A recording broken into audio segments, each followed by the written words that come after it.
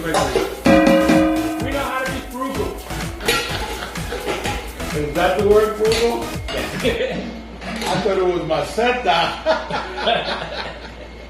It is muscle. Maceta. Hi, y'all. Hello, everyone. Welcome to the mustacheandthebeard.com. Two gray geeks. Changing the world, one post at a time. We are extremely excited.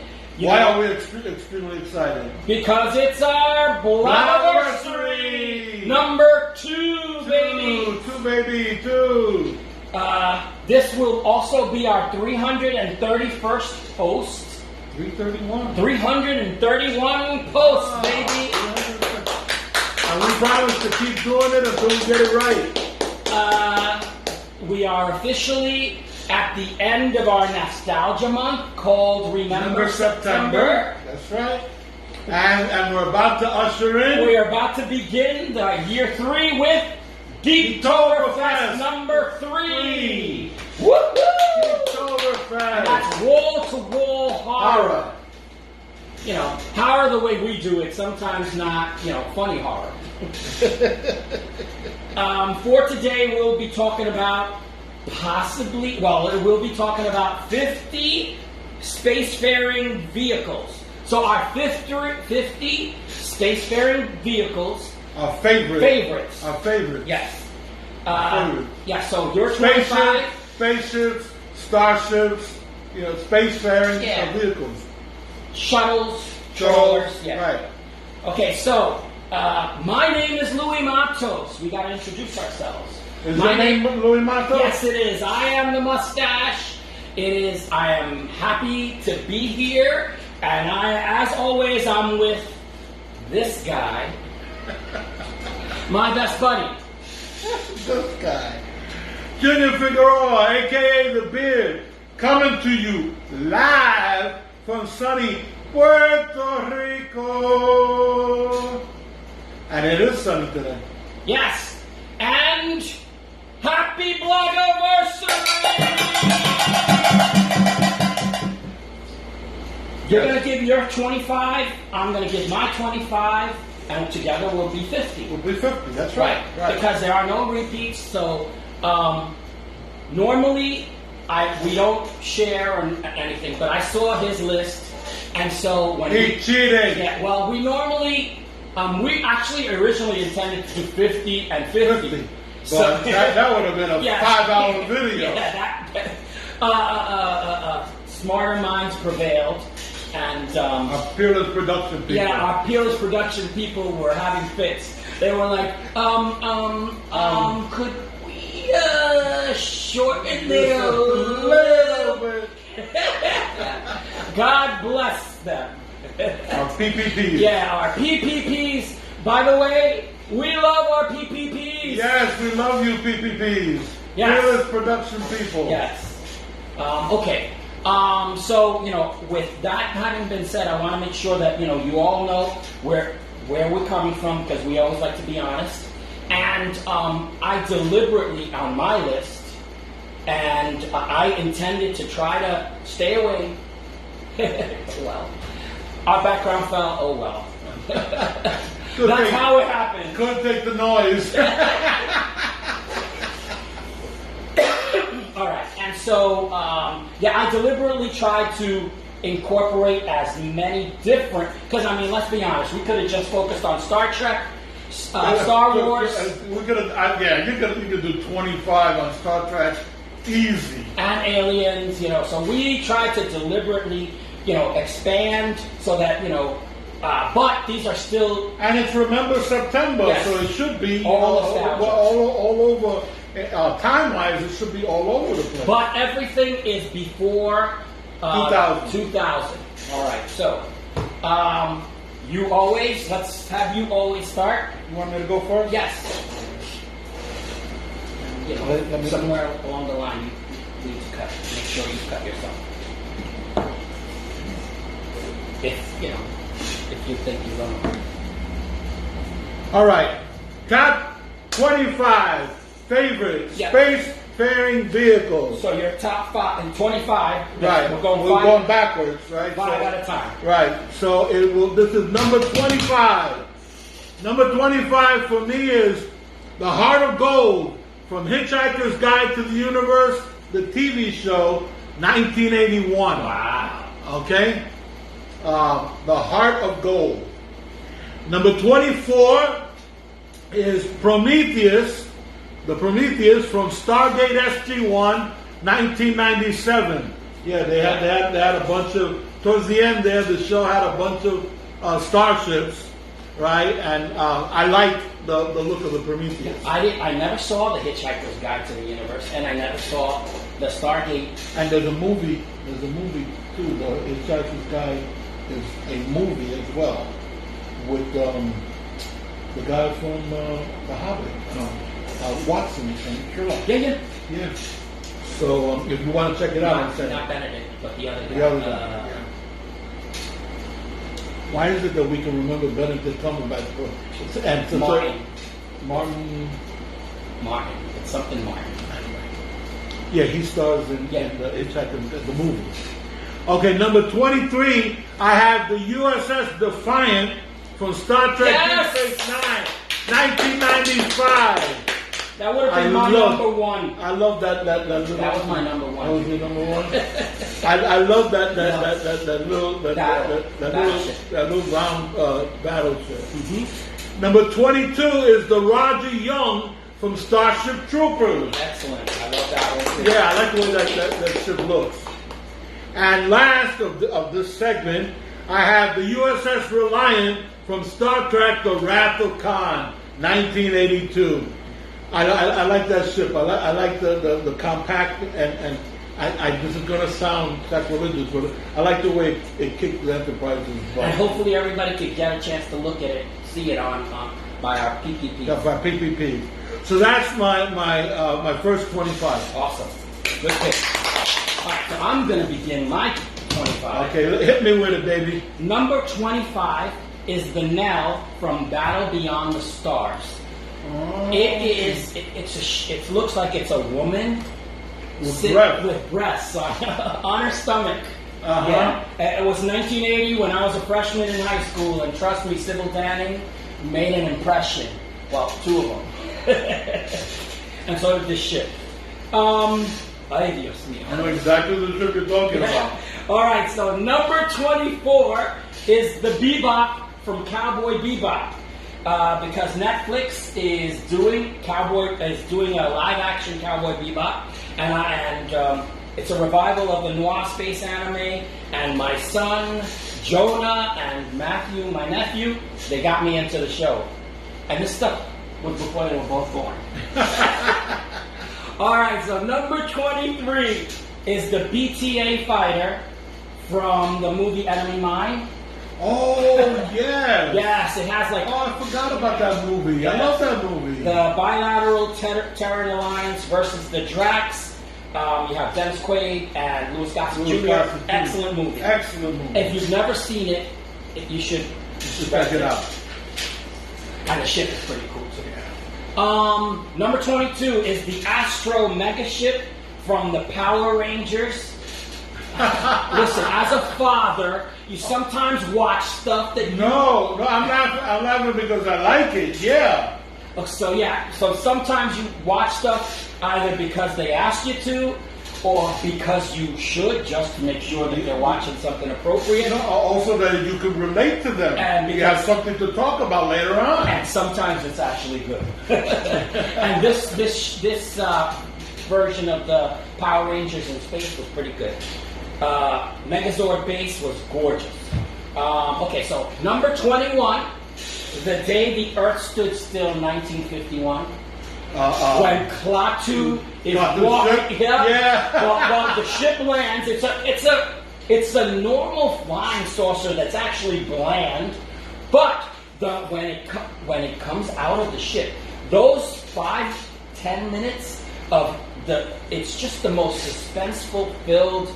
And it's memorable to me. And it comes out with Klaatu. Yes. Yes. And they actually shoot, and oh my God. Yes. Yeah, so that you should also watch.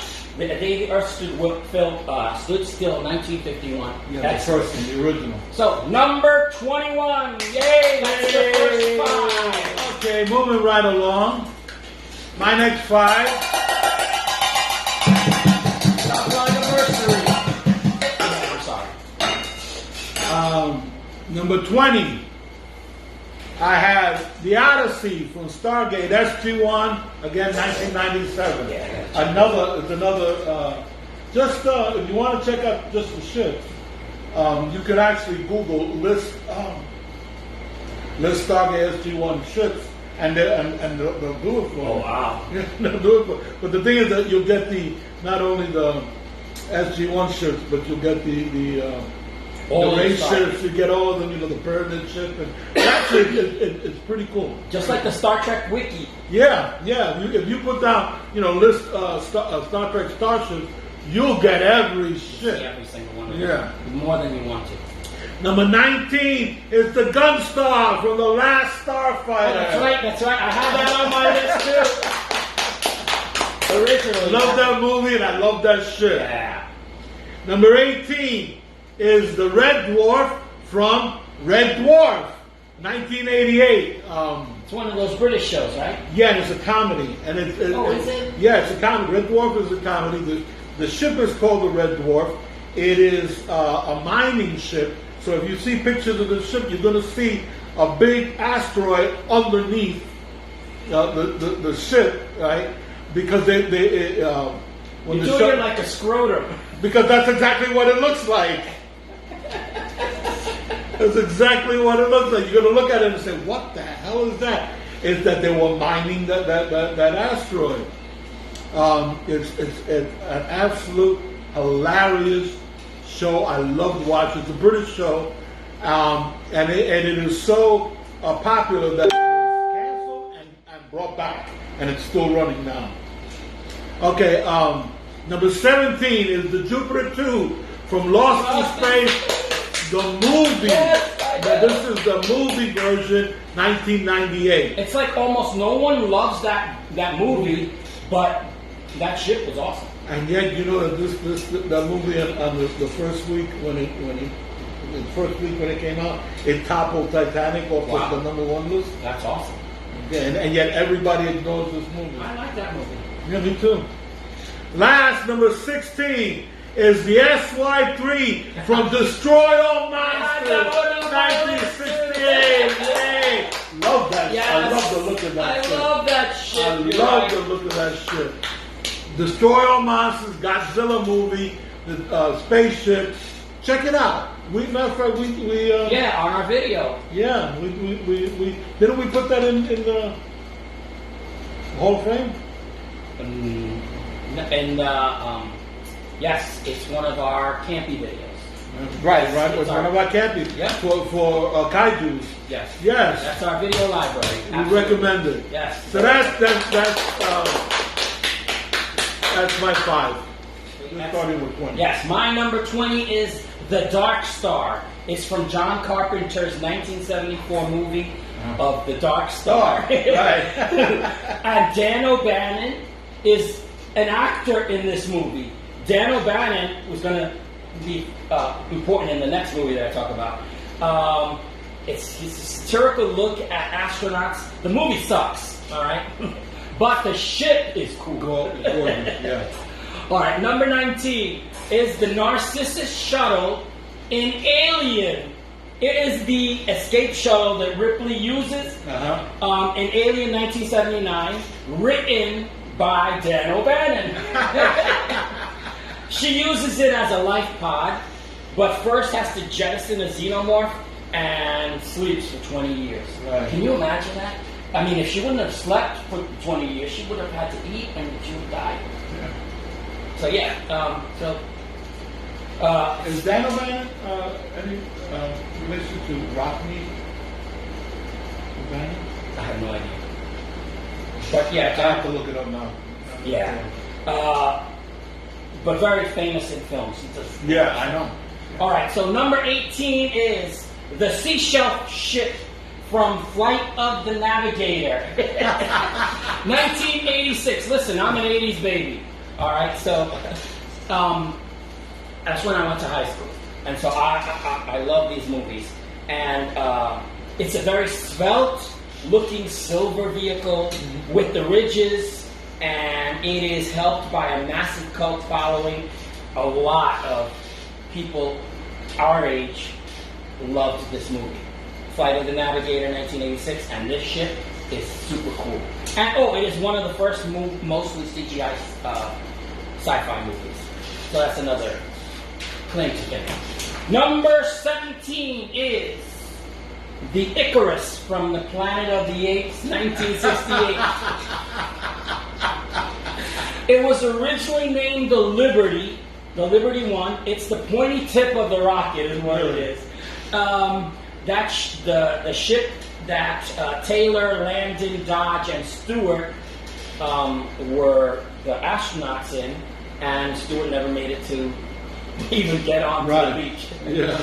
All right, so last one on this for these five is number 16, the Outland Transport shuttle was on screen for all of 10 seconds. But its arrival ends the ticking clock that has created suspense throughout Outland 1981. The high noon showdown between 3 hired assassins and Sean Connery playing Marshal William O'Neill. That shuttle is damn cool. Yay!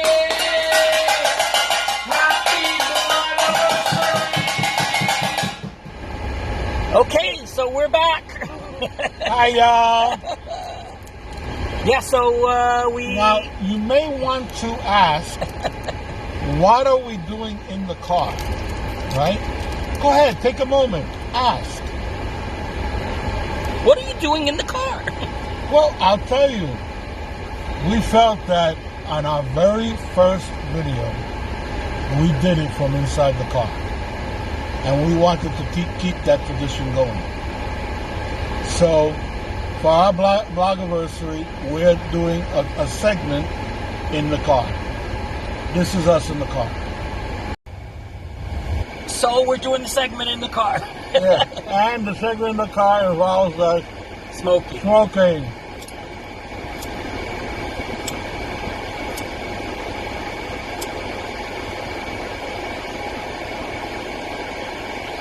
These are our anniversary cigars.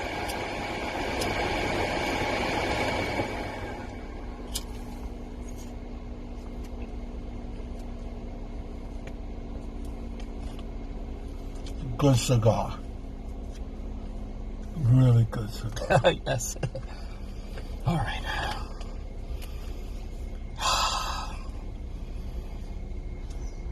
So happy Blogoversary. I was just going to say that. Happy Blogoversary. We didn't bring the freaking pots and pans. Yo, this has been a good 2 years. It's been a good 2 years. Surprising, some of the challenges that we've had. Mm-hmm. Who would have thought? Earthquakes. That is earthquakes. That's the most crazy thing. We've had earthquakes. We've had hurricanes. We had a pandemic. We're having a pandemic. We're still in a pandemic. Crazy.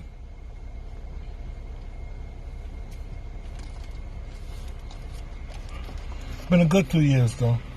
We got good people that watch our videos and that read our articles. Love you guys. Yeah, we're very grateful. Very grateful.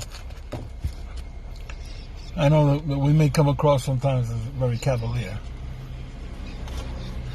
but we actually appreciate all of you for sticking with us.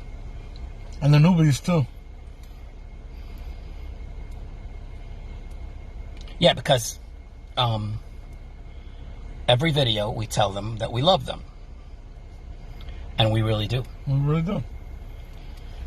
Now, it started off with mostly family. Yes. Now we have other people that are actually fans. Mm-hmm. and people, that are becoming friends. Like Lance. Newbie. Lance. Love you, guy. Aww. Yeah. I love Lance. We may not see eye to eye on everything. That's okay. He's entitled to his opinion. I'm entitled to my opinion. Everybody's entitled to their opinion. So long as we treat each other with respect, that's perfectly okay. That's always been our motto. Yeah. My mom slapped the crap out of us a lot of times just because we didn't respect enough.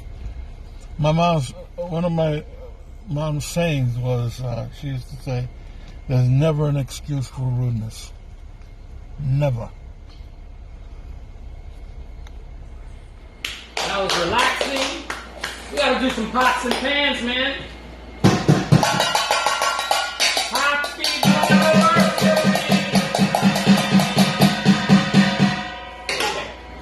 Now, we'll get back to our list. You have your... We're at 15, right? 15 to 11. Right, 15 to 11. Okay, number 15. My number 15 is the ship Searcher from Buck Rogers in the 25th century, yes. 1980. Now, this was the second season of Buck Rogers. They changed direction, and they had everything now on a ship, and it was very Star Trek-like stories. I love the Searcher. I have a thing for round spaceships. I like the Discovery one from 2001, and I like the Daedalus from Star Trek, and I like round spaceships. And so Searcher is a round spaceship. So that's my Hawks. That's Hawk ship. No, this is the big ship that they were on. Oh, okay. Hawk's ship was a fighter. That's my number 15. Yeah. Number 16 is the War Rocket Ajax from Flash Forward. I love that ship. Gold, 1980. The movie, the War Rocket Ajax. I love the way that thing looks. Gorgeous. Then 13 is Hawk's ship. Okay, that's the from Buck Rogers in the 25th century, 1980. Now this is what a fighter should look like. It looks like a bird, gorgeous. I've always loved that character Hawk, too. Yeah. Oh, love him. That's number 13. Number 12 is the Galactica from Battlestar Galactica, 1978. The original Battlestar Galactica. That would have been on Mark's list, too. Yeah, that would have been his number 1. Yeah. And last from this 5, number 11 is the Protector from Galaxy Quest, 1999. The Protector. I love that ship too. Love that ship. Love that movie. And we did a thing on that. Yeah, we did a scar on it. A scar on that, yes. So that. VIP? No. It was an autopsy plus. Oh, because we did the documentary too. Yeah. We were doing both. Awesome. Right. What the shit?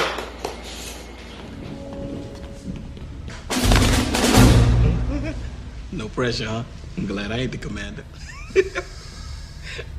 Laredo, take us out. Excuse me?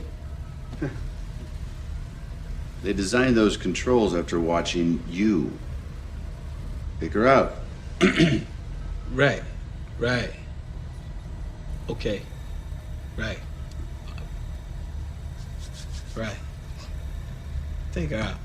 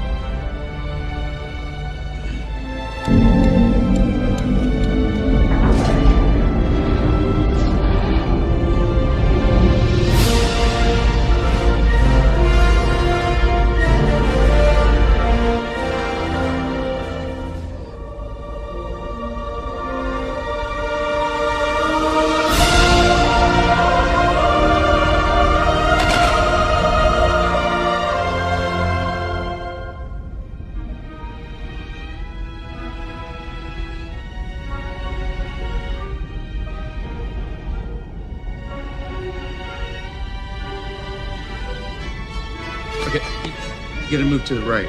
More to the right. Would you sit your ass down? Sit. Move. You want to drive this thing?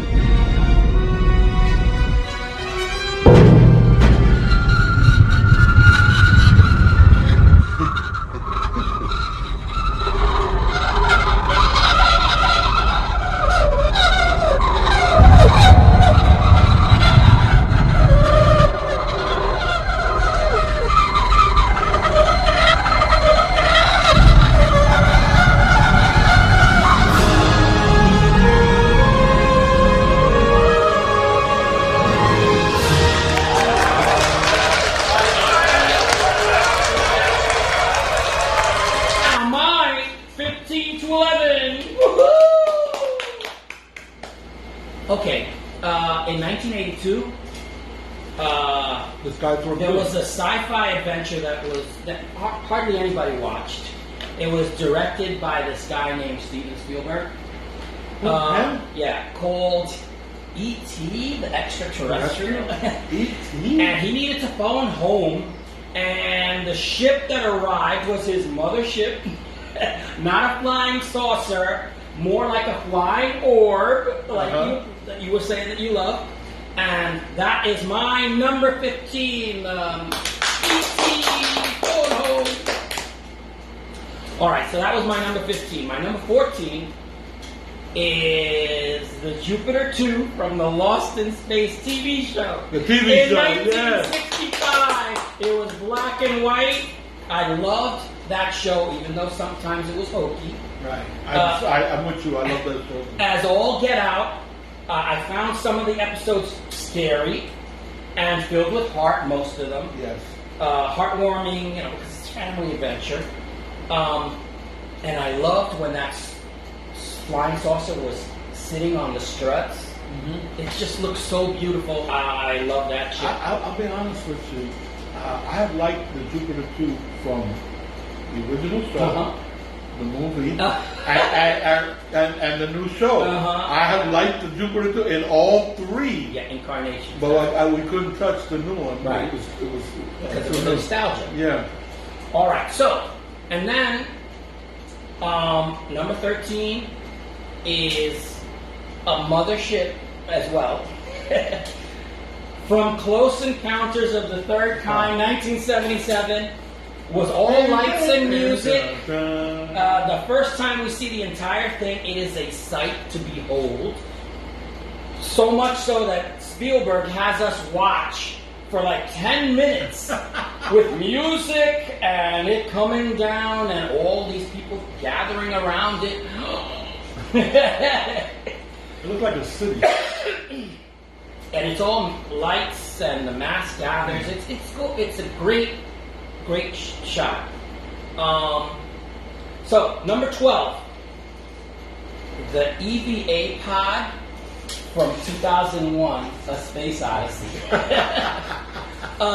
in 1968. It's an extravehicular activity vehicle. It is a one-person vehicle with arms. To perform the delicate task. So you have the orb, and then you have these mechanical arms, which is gorgeous, beautiful.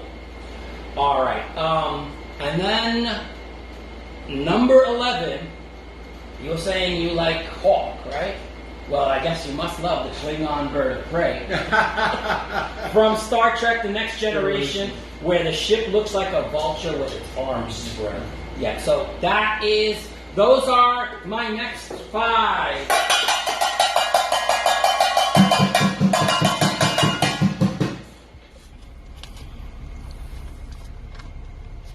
We decided to have a couple of interludes, right?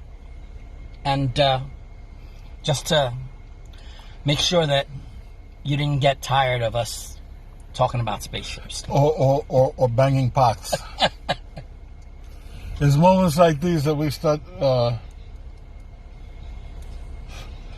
thinking about Mark. Lewis's brother Mark. He would have been here with us. My brother too. Only my brother lives in Florida. But Mark passed away. If he'd been here, it would have been right in the middle. Matter of fact, he'd have pushed us out.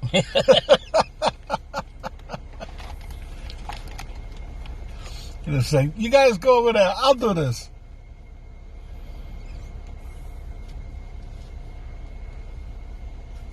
He would have loved the spaceships discussion. Oh, yeah. Yeah. And I know which one would have been his number one, too. Which one? I would have the Battlestar Galactica Colonial Vipers. Colonial Viper? Yeah. From the original series. From the original Battlestar Galactica. He totally loved Starbuck. And those Egyptian-style helmets? Those helmets were awesome.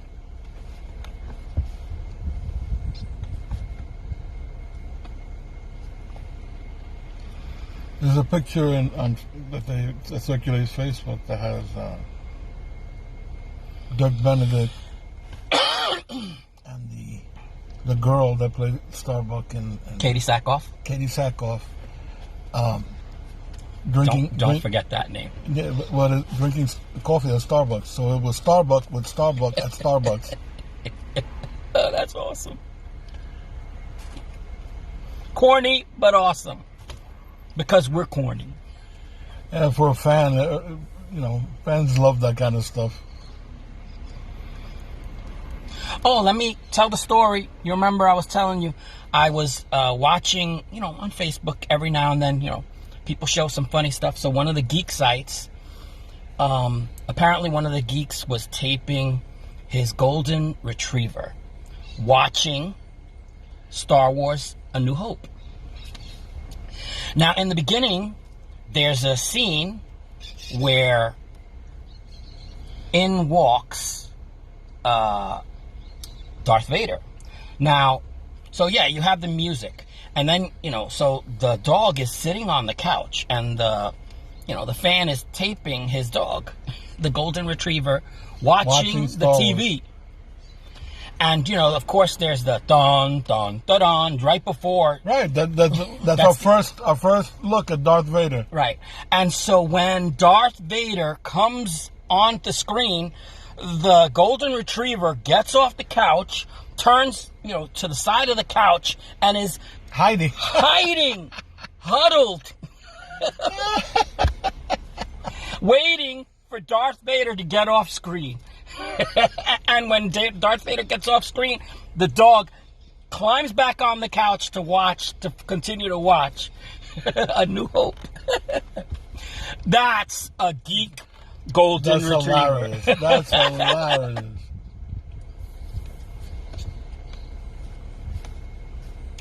I found that hysterical. Yeah.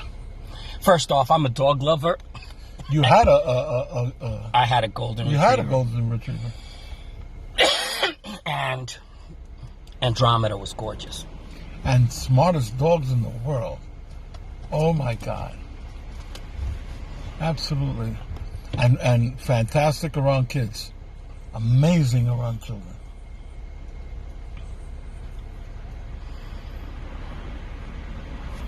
I don't think there was anybody that didn't love Andy. Andromeda was just... She was a great dog. She was a great dog. My mom, who didn't like dogs, loved Andy. Your dad doesn't like dogs. Oh, Dad hates dogs. He loved Andy. Yeah.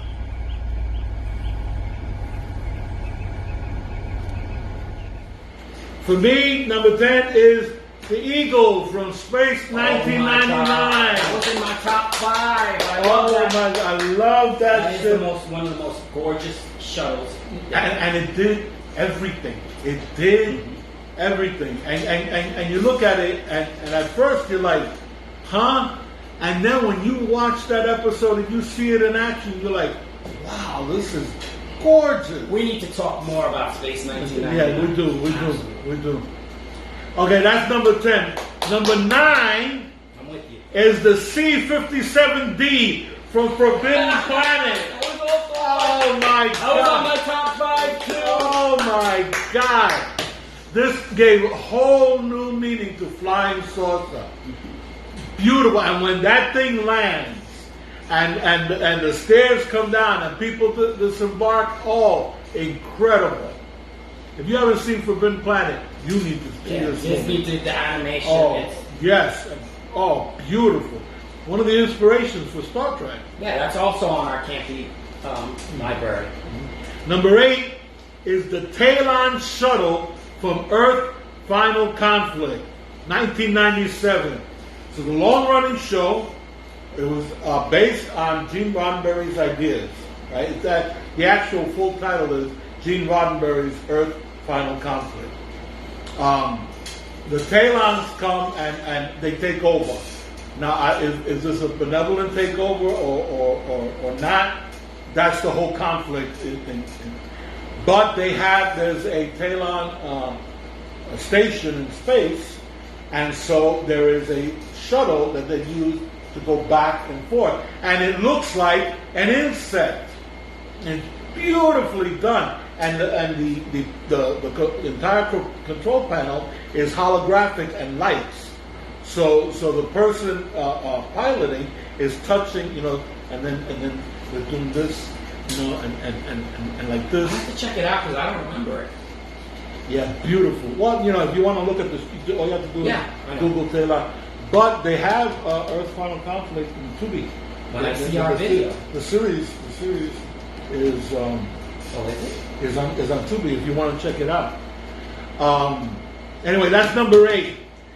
Number 7, the Lex from Lex. That's the name of the show, Lex. 1997. This is an Australian-American production. It was shown on the Sci Fi channel. The Lex is actually a living ship. The ship is alive, and it's like a giant insect. And this is a planet killer. And so it is the weirdest, wildest space opera you have ever seen. The characters are completely out of left field. But I used to watch this show. It was on Sci-Fi Channel, and there was a Friday night block of Lex, Farscape, and Stargate, and I just I would put the TV on there and just not touch the channel. So that's my favorite. Number 7, the Lex. And number 6, Moya from Farscape, 1999. This is also a living starship. And it kind of looks like a whale with tentacles. But it's fantastic. It was an amazing show, an amazing ship. And that's 10 through 6. Woohoo! So, your 10 through 6. 10 through 6, starting with, if you remember in 1984, there was a TV series called V. Oh, yeah! With the Visitors. They have I love that show. They have several space vehicles that I love, but I only chose one. But the shuttles were the best. They were essentially troop transports for not visitors, but invaders, actually. Yeah. And I loved this show. You should check it out. Mm-hmm. So V, the troop transports, you'll see them. They're gorgeous. Better shuttles than the ones in Attack of the Clones. Number 9.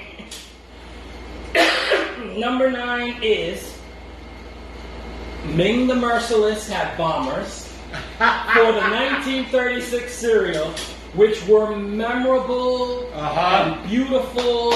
They looked like ray guns. I mean, when it was a top 50 list, I had them on there. They were intimidating. Loved it. Mark loved that ship. I think we had it, and he put it on his hand like if it was a ray gun. All right, number 8. Number 8. Number 8 is the Lewis and Clark from the movie Event Horizon.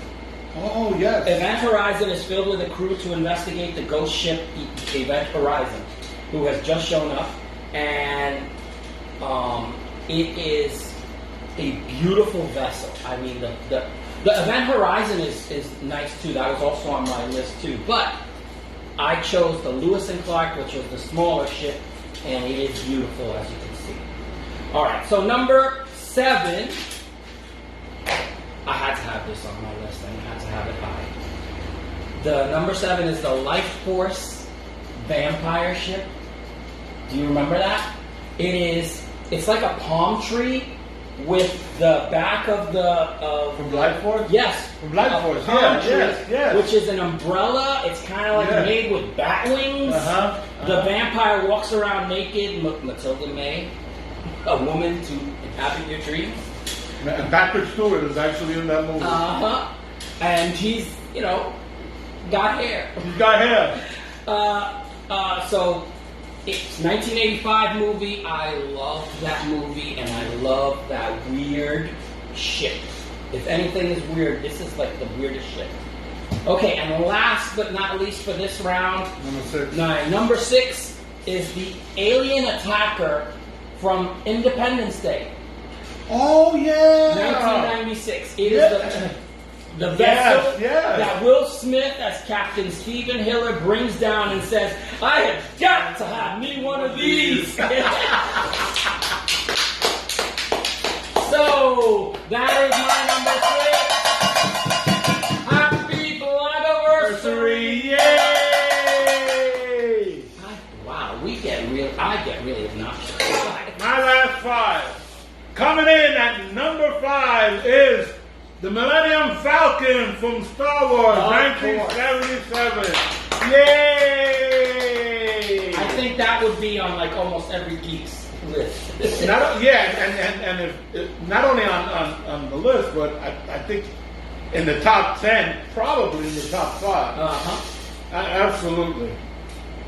Okay, and then number 4 is The Liberator from Blake 7, 1978. I don't know that. This is a British show. It's kind of like the dark side of Star Trek. The crew of The Liberator are prisoners that escape from a prison planet. Okay? Now, the thing is that the Federation, the Terran Federation in this show, are evil. They're bad guys. It's fascistic. It's almost like what if the Nazis had won World War II? What would the future have looked like? And that's them. So they get the crew of the Liberator. Blake, who's the leader, and his 7 get hold of this ship that is an alien ship that is beyond state of the art. It's beyond what the Federation has. And that's what gives them their edge.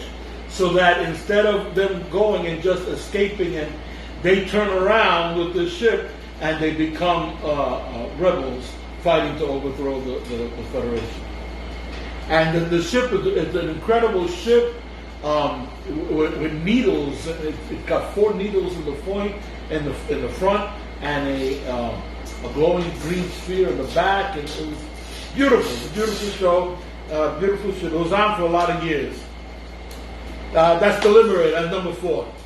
Number 3, the USS Enterprise from Star Trek, 1966. The first, the original, and still the greatest. The USS Enterprise. And then my number 2, I had to do this, is the Fireball XL5 from Fireball XL5, 1962. This was Jerry Anderson puppet show. Oh, is it? It's a puppet show. And it's about a starship and its crew. And the ship is the Fireball XL5. Now, it goes to show you how far back my love of space operas go. It was 1962. I was 7 years old. And that year for Christmas, all I wanted was the Fireball XL5. That's all I wanted. Whenever people would ask me, what do you want for Christmas? The Fireball XL5. I didn't care about anything else. I wanted that, and they got it for me. My parents got it for me. Now you got to picture this. It came with the crew as action figures about this big, which means that they fit inside the ship, the ship was like this. Wow. The ship was like, it was huge, because the action figures actually, you opened it up and you actually put them inside. And 1962, you believe that? That's my parents' fault. Right. If I was sci-fi geek, it is my parents' fault. And you want to know something? They knew it. And number one for me, the all-time greatest spacefaring craft for me, favorite craft for me, is the TARDIS from Doctor Who, 1963. Yay! I would have guessed that too. The TARDIS, yes. Time and relative dimensions in space. It may look like a police call box, but it is so much more. And that is my top 5.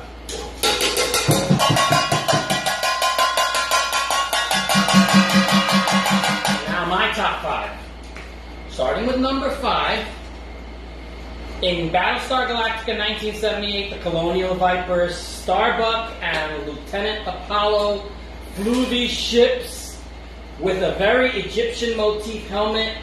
My brother Mark loved these. I think this would have been his number 1. My number 5, the Battlestar Galactica Colonial Viper. Alright. Now number 4 is the Romulan Warbird. From the Deridex class, which are the green Tal Shiar ships. They, have like double wings. It's gorgeous. From Star Trek The Next Generation, one of the first when we were making this, that was one of the first on my list. Number 3. Number 3 is the dropship from Aliens, piloted by Corporal Colette Farrell, one of the Colonial Marines dispatched by Weyland-Yutani Corporation to look in on the shake and bake colony called the Hadley's Hope. Again, I think this would have been on Mark's top 5, and he especially liked Corporal Farrell. He thought the pilot was awesome. You remember, we watched this movie over and over again. That weekend that it came out, yes. We saw that movie Friday, Saturday, and Sunday. Yes. Well, you know what? I'm going to watch it again. I'm going to watch it again. All right.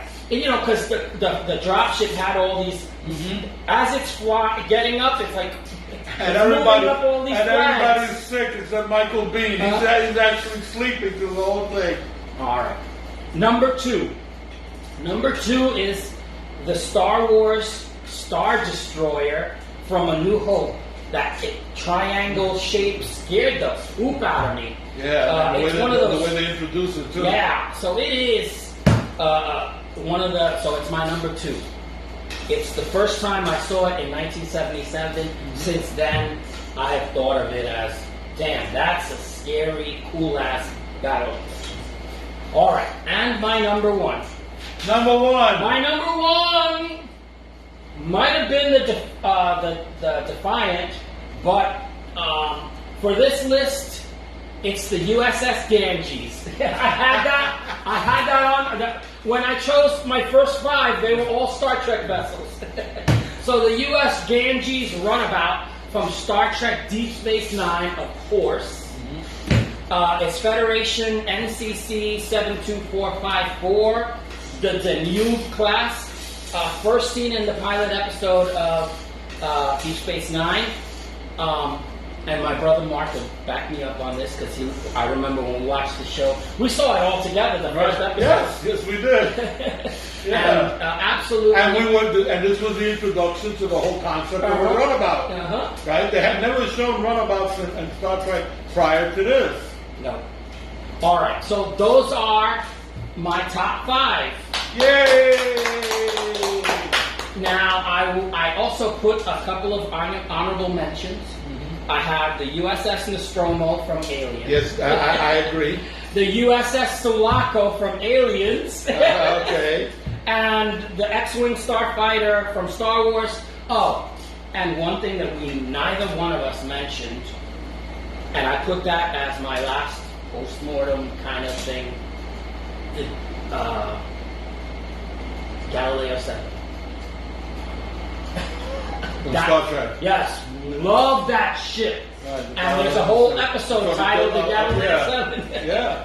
All right, so this And is... I would put Darth Vader's ship. Oh yes, that's right. That was a New Hope. That was one of those that you had to take off. Yeah, I would put that on there. An honorable mention. Awesome. All right, thank you very much.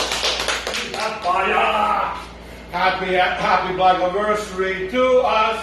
Happy Blogoversary to us. Happy Blogoversary to us. Happy Blogoversary to us. To us. And that ain't all. Okay, you blow it out now. No, both of us. Come on. Okay. 1, 2, 3. Yay! 2 years. 2 years. Thank you to all of you. Yes. I wish you could share some of this cake. Well, because, we're two diabetics. And this was the smallest cake we could get. Yeah, so basically, this is also a suicide video. No, I'm taking some home to Dad and things like that to the collar. Yes, awesome. Yes, these are very nice. Thank you to Mom for having bought these. Oh, okay.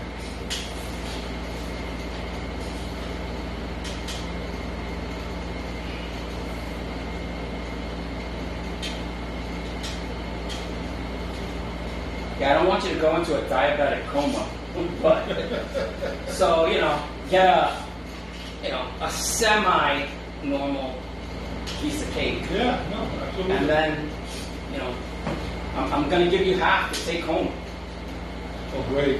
I know. I can give it to my cats. Well, or to your uncle, your cousin, cousin Eddie, or your second cousin.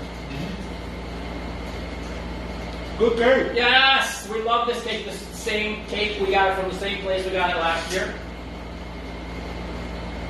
Oh yeah. Good cake. Okay, now we're at the end. Instead of having a wise missive, why don't you share something with us instead? Yeah, usually you come up with a wise missive because you've been joking through most of it. And and as the older one, and I generally play the straight man. Right. Let's be honest. Because I'm obnoxious. All right, so in preparing for this, I set up some interludes, and we've done some of those, but we went through these a little faster than I expected, which I'm glad we did. Yeah, definitely. Okay, so I'm going to tell you a joke.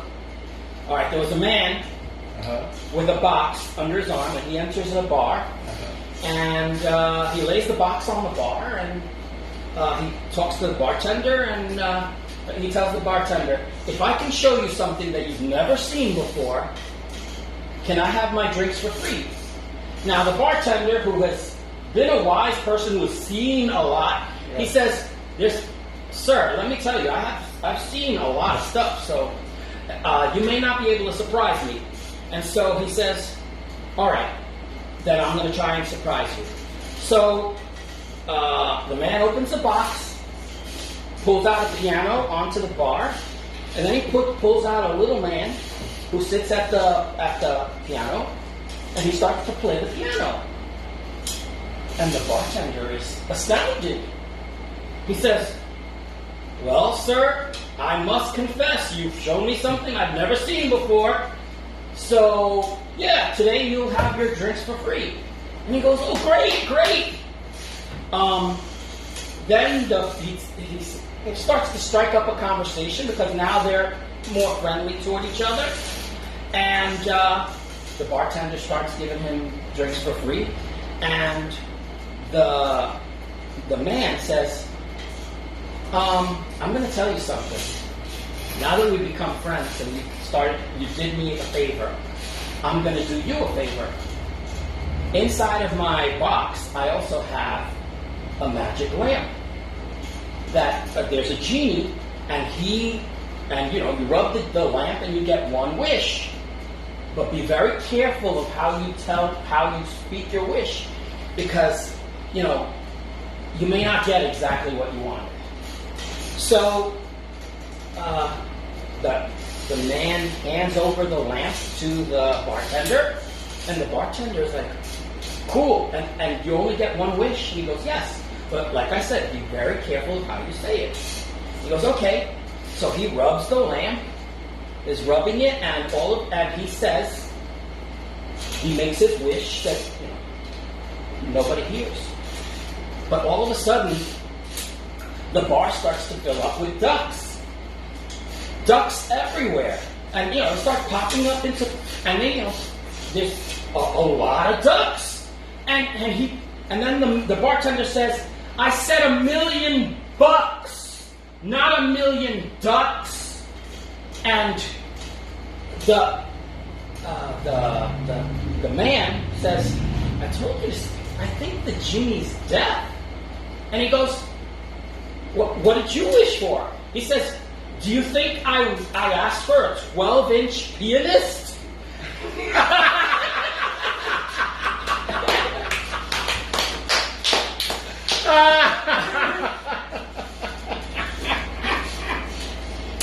With that having been said, my name is Louis Matos. I hope that you've enjoyed celebrating our Blogoversary. Blogoversary! Yes, our Blogoversary! One last time. Oh, I thought you had to. I want to say that I love you all very much. We love you all. We love you. Thank you for having joined us. We hope that this has been, fun for you, as fun as it was for us to do. Again, I ask you to please subscribe if this is the first time you see a video of us. Yeah, hit the like button. Yeah, hit the like button and comment. Tell us that you think we're ridiculous. That's okay. We're okay with negative comments too. But we want to always engage our people to engage with our content, and always in the most positive and enlightening way. So I have nothing more to say other than to say thank you for watching. My name is Louis Matos. I am the Mustache.